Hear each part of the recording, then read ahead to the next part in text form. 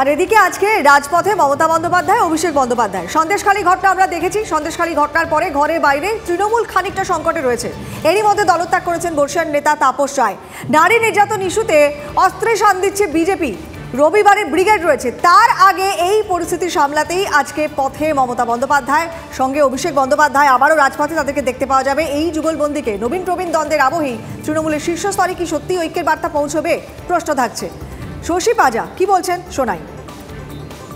আমার মনে আছে যে দিদি শ্যামবাজার থেকেও আমরা রেড রোড অব্দি হেঁটেছি। এটাও আমরা হেঁটেছি আন্তর্জাতিক মহিলা দিবসে। প্রতি বছরই আমাদের কর্মসূচি হয়। এটা উত্তর কলকাতা একবারই শ্যামবাজার থেকে হাঁটা, এটা কোনো উদ্দেশ্য থাকবে এবং আমার দলীয় স্তরেতে যদি কোনো আমাদের পরিবারের মধ্যে যদি কথা কাটাকাটি হয় সেটাও মিটে যায়। শুধু তার জন্য র্যালি প্রয়োজন হয় না, সেটা সাংগঠনিকভাবেই দেখে নেওয়া হয়। এই র্যালিটা মূলত দিদি যে মহিলাদের এবং মেয়েদের যে সম্মান করে তার কাজের মধ্যে দিয়ে প্রতিফলন। সৌরভ গুহ আমাদের সহকর্মী রয়েছেন। সৌরভ, এই মুহূর্তে যা পরিস্থিতি, সবকটা ইস্যুই আমরা উল্লেখ করলাম, সত্যি কি সংকটের সমাধান সূত্র আজকের এই পদযাত্রার মাধ্যমে সম্ভব? কি মনে করছে রাজনৈতিক মহল? দেখো, একটা ছোট্ট করে কথা বলি। আন্তর্জাতিক মহিলা দিবস উপলক্ষে মমতা বন্দ্যোপাধ্যায় পায়ে পা মেলান, এটার মধ্যে নতুনত্ব কিছু নেই।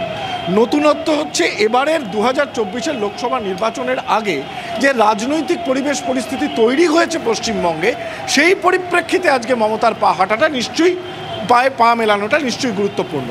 অনেকেই মনে করছেন সন্দেশখালীর এই যে নারীদের বিক্ষোভ, মহিলাদের বিক্ষোভ, তা তৃণমূল কংগ্রেসের মহিলা ভোট ব্যাংকে একটা কুপ্রভাব ফেলতে পারে এবং তাকে কেন্দ্র করে প্রধানমন্ত্রীও কিন্তু নারী শক্তিকে টার্গেট করছেন, মহিলা ভোট ব্যাংককে টার্গেট করছে বিজেপি।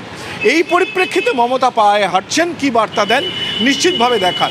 অন্যদিকে তৃণমূল কংগ্রেসের প্রবীণ নবীন দ্বন্দ্বের আবহে আজকে পা মেলাচ্ছেন অভিষেক বন্দ্যোপাধ্যায়। মমতা অভিষেক একসঙ্গে যখন দল ছেড়ে যাচ্ছেন তাপস রায় দলের ভেতরে এবং একদমই এখন দেখার সত্যি সত্যি যে ইস্যুগুলো এই মুহূর্তে প্রকট হয়ে দাঁড়িয়েছে তৃণমূলের সামনে, সত্যি সেগুলোকে মোকাবিলা করা সম্ভব কিনা, কি বলেন আজকে, কি বার্তা দেন দুজনে, নজর থাকবে। সঙ্গে থাকো সৌরভ।